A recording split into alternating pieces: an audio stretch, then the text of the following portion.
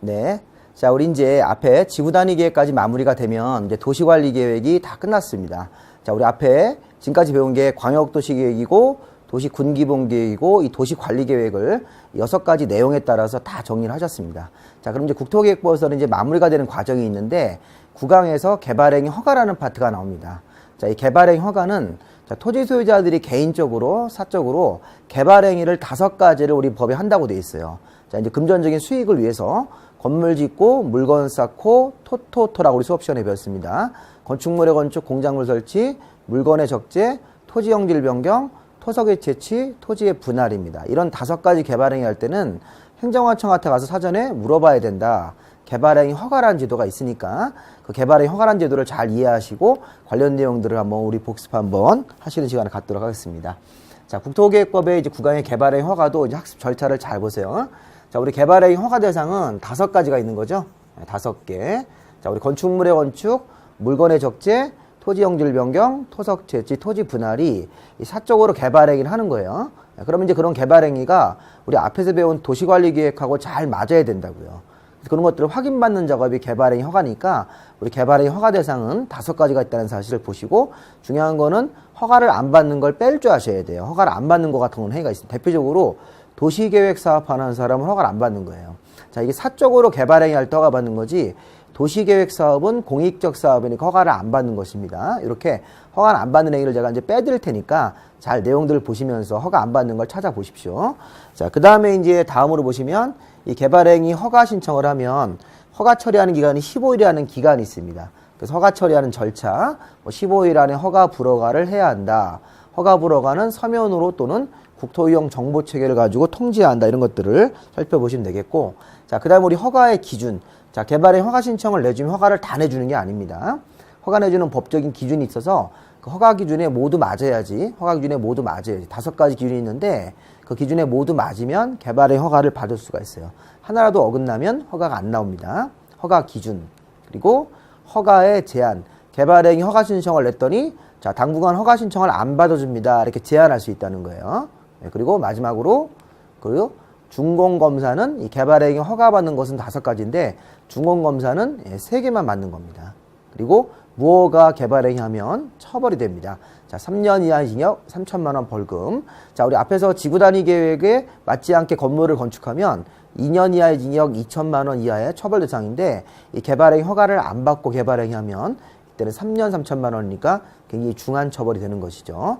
다시 한번 허가 대상, 그다음에 허가의 절차, 그다음에 허가의 기준 5개가 있고요.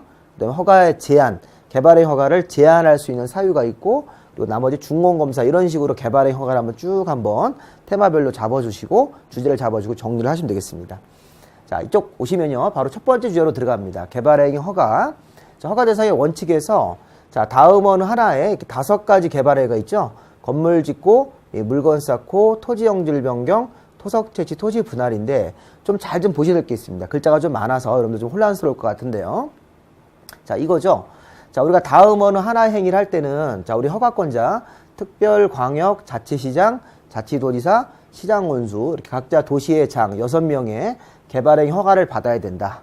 자, 그런데 자, 건물의 건축이나 공작물 설치니까 해석을 조금 하셔야 됩니다. 자, 우리 건물의 건축이면 우리 수업 시간에 배운 대로 신축하는 거 또는 증축하는 거, 자, 개축, 재축이 모두 포함되는 것이죠. 신축, 증축, 개축, 재축을 다 포함해서 모두 건물의 건축을 할 때는 허가를 받으셔야 되는 거고요. 자, 그 다음에 자, 공작물 설치라는 것도 있었죠. 자, 우리 공작물 설치는 비닐하우스, 철탑 같은 것들입니다. 자, 광고탑 이런 거. 자, 이런 각종 공작물을 설치할 때도 허가를 받으셔야 돼요. 그래서 건물의 건축, 신축, 증축, 개축, 재축 같은 거, 또 공작물 설치도 원칙적으로 허가를 받으셔야 되고. 자, 그 다음에 이제 물건의 적재. 자, 우리 물건 적재는 우리 물건이라는 게 여러 가지 물건이 있죠. 뭐 목재라든가 석재, 각종 물건들을 1개월 이상 어느 땅에서 쌓을 때 허가를 받는 거냐. 어떠한 땅이 중요합니다. 자, 우리 용도지역 이름으로 자, 녹지지역, 관리지역, 그다음에 자연환경 보전 지역에서만 자, 건축물 울타리 안이 아닌 울타리 바깥쪽에다가 주로 이제 국유지 같은 거 생각하시면 되겠습니다. 녹지관리 자연환경 보전 지역에서 자, 울타리 바깥에, 울타리 안쪽이 아닌 바깥에 국유지 같은 땅이 있는데 거기다가 물건을 무단으로 쌓아두는 사람들이 있어요. 업자들이. 무슨 뭐 목재업 하시는 분들, 이런 분들이. 그럼 그런 분들은 하면 안 되는 거니까 그런 행위를 하기 전에 사전에 허가를 받으셔야 되는데, 자, 무단으로 하면 안 되니까요. 자, 녹지관리 자연환경보전지역에서 물건을 쌓을 때 허가 대상이다. 이렇게. 자, 그러면 주거, 상업, 공업지역도 아니고, 자, 결정적으로 이게 농림지역에서는 허가 대상에서 제외된다는 사실을 제가 수업 시간에 많이 강조했어요. 자, 물건을 적재할 때는 농림지역에서는 주로 농업이나 임업에 종사하시는 분들이 많다 보니까, 자, 허가 대상에서 빼줬다. 이렇게 일하시면 되겠습니다. 자, 녹지관리 자연환경에서만, 자, 물건을 1개월 이상 쌓아둘 때 허가 대상이다. 네, 그러면 농림지역에서는 허가 대상이 아니라는 거예요. 지금 제가 파란색으로 쓴 것들은 다 허가 대상을 받는 건데, 빨간색으로 체크하는 건 허가를 안 받는 거예요. 자, 밑에 형질 변경도 보세요. 자, 우리 형질 변경은 땅에 대한 절토, 성토, 정지, 포장, 매립 같은 각종 땅에 대한 공사죠. 자, 우리가 실무 가면 뭐 농지를 형질 변경을 해서 농지를 절토, 성토해서 전원주택 부지로 만든다. 이런 말을 많이 해요. 자, 이런 형질 변경 공사를 실무에서 많이 하시는데, 자, 이런 형질 변경이, 자, 경작을 위한 경우는 형질 변경 대상에서 또 제외되는 겁니다. 허가 대상에서. 자, 경작 그러면 허가 대상에서 또 제외가 된다. 농림지역에서 물건 쌓을 때도 허가 대상에서 제외된다. 이런 식으로 해서 그 허가 대상에서 빠진다는 걸 다시 한번 잘 체크해 보시기 바랍니다. 자, 그리고 자, 토석 채취, 흙모래, 자갈바위의 채취입니다. 그리고 토지의 분할. 자, 분할을 잘 보시면요. 분할도 요 1번, 2번, 3번이 자, 이게 별로 좋지 않은, 적절하지 않은 분할이기 때문에 허가 심사를 받으라는 거예요. 안 좋은 분할입니다. 특히 이 건축법상 이 분할 제한 면적이라는 게 있어요. 건축법을 찾아보시면 나중에 이 분할 제한 면적이 주거지역 60, 자, 상업지역은 150, 공업지역 150, 녹지지역 200제곱미터라고 우리 예전에 배웠었어요. 수업 시간에. 또 기타 지역 같은 경우는 60이 있었죠. 이렇게. 그럼 요 면적보다 미만으로 분할을 하면 얘네들이 허가 대상이 되는 거예요. 그럼 요 면적 이상으로 분할할 때는 허가 대상에서 우리가 이게 제외된다. 이 표현도 꼭 좀 아셔야 되겠습니다.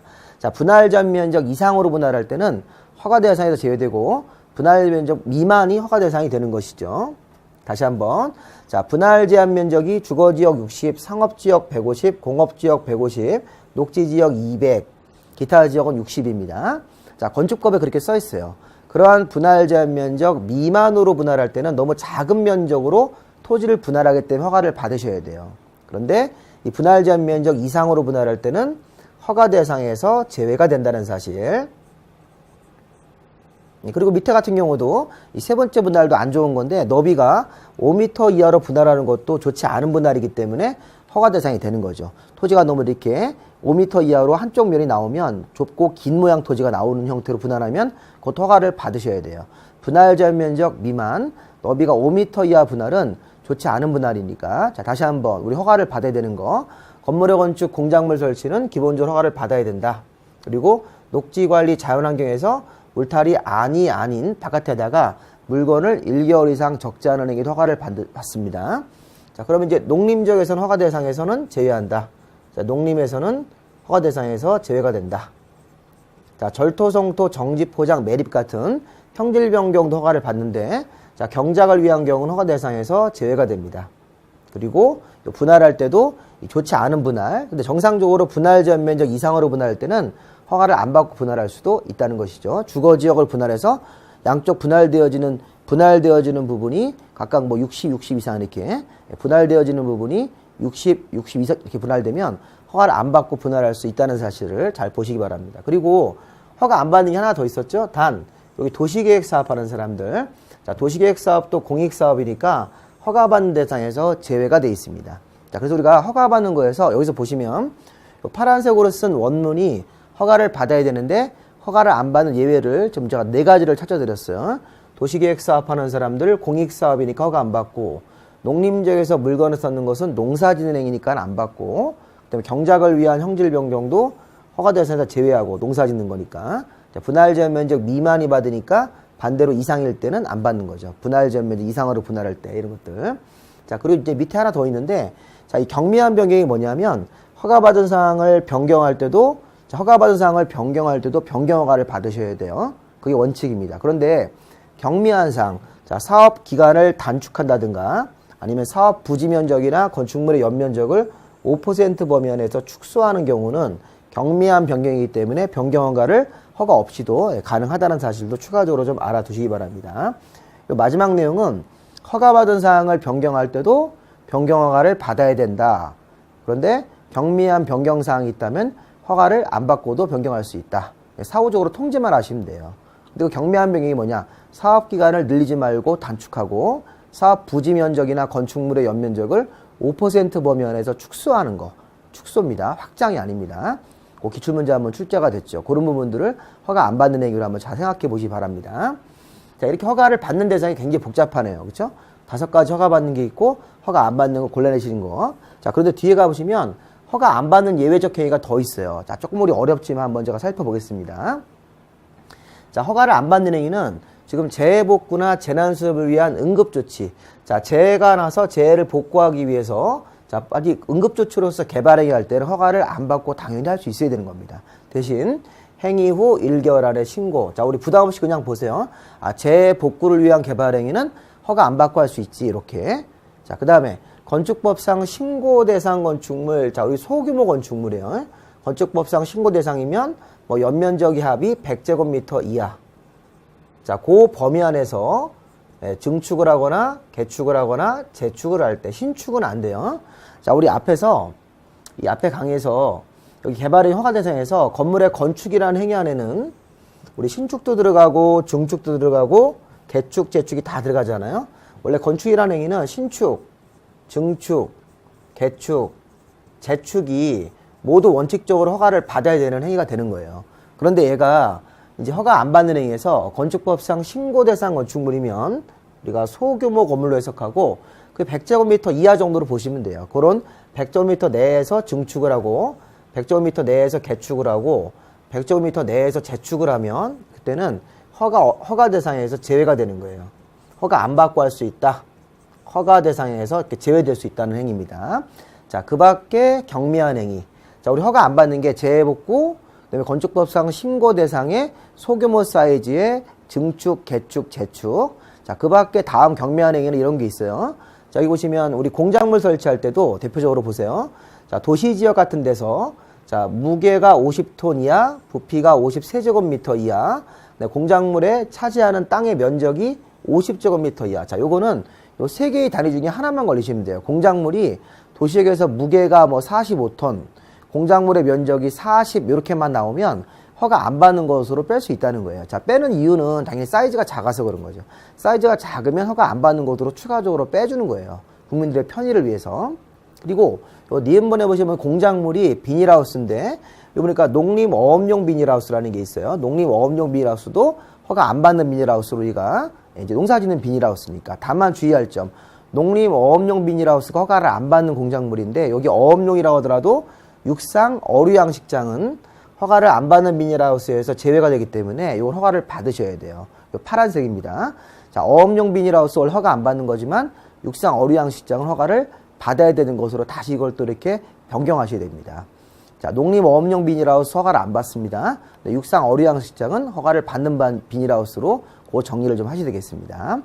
자, 그 다음에 우리 토지 형질 변경도 절토나 성토하는 높이나 깊이가 자, 50cm 이내에 절토나 성토면 허가 안 받고 할 수 있고 조성이 완료된 기존 대지에서 추가적으로 건물을 짓기 위한 형질 변경이면 이미 조성이 끝났기 때문에 형질 변경이 이미 들어갔다는 얘기예요. 조성이 이미 완료가 됐다. 이미 형질 변경을 했으니까 그 뒤에 건물을 설치하려고 다시 한번 추가적으로 형질 변경할 때는 허가를 안 받는 것으로 볼 수가 있습니다.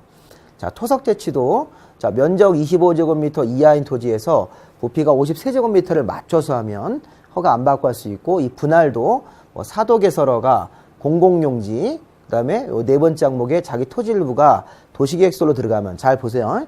자, 토지의 분할도 허가를 안 받는 게 뭐냐면 좋은 일로 하는 분할이 있어요. 자, 사도개설어가라든가 자기 토지 일부를 공공용지로 만들기 위한 분할 또 네 번째 자기 토지 일부가 도시계획서로 들어간 거예요. 공익을 위해서 내 토지가 이렇게 들어갈 때는 이 분할 제한 면적 미만이라고 하더라도 허가를 안 받는 분할로 처리할 수 있으니까 허가 안 받는 것도 몇 가지 추가적인 내용들을 보시 바랍니다. 자, 우리 이 부분 굉장히 어렵습니다. 허가를 안 받는 걸 골라내는 게 쉽지가 않습니다. 이 문장 자체가 해석이 안 돼가지고 굉장히 어려우신데 다시 한번 잘 보세요. 재해복구 이거 급한 거니까 허가 안 받고 할 수 있고, 건축법상 신고 대상 건축물이면 소규모 건물이에요. 100제곱미터 이하 연면적의 합의. 그럼 100제곱미터 이하 범위 안에서 개축이나 증축, 재축을 할 때는 허가 안 받고 그 밖에 경미한 행위. 자, 도시지역에서 공작물이 무게가 50톤 이하 이런 거. 그다음에 농림어업용 비닐하우스. 토지 형질 변경 사이즈가 50cm 이내 절토, 성토 이 정도까지 조성이 완료된 기존 대지에서는 이미 형질 변경이 끝났으니까 허가 안 받는 것으로 볼 수 있다는 거예요. 기타 분할도 좋은 목적, 사도 개설허가, 사도라는 건 개인 땅에다 도로를 만드는 거예요. 사도를 만들면 여러 주민들이 다닐 수 있기 때문에 좋은 일입니다. 자기 토지 일부가 공공용지로 잘려 나가는 겁니다. 자기 토지 일부가 도시계획설로 이렇게 나가는 경우는 허가 안 받고 할 수 있다. 이런 느낌으로 한번 살펴보시기 바랍니다. 자, 일단 내용이 좀 기니까 우리 여기서 한번 좀 자르고 다음번에 이제 뒤편 강의에서 나머지 부분들을 정리하도록 하겠습니다. 자, 일단 여기까지 보시죠. 자, 수고하셨습니다.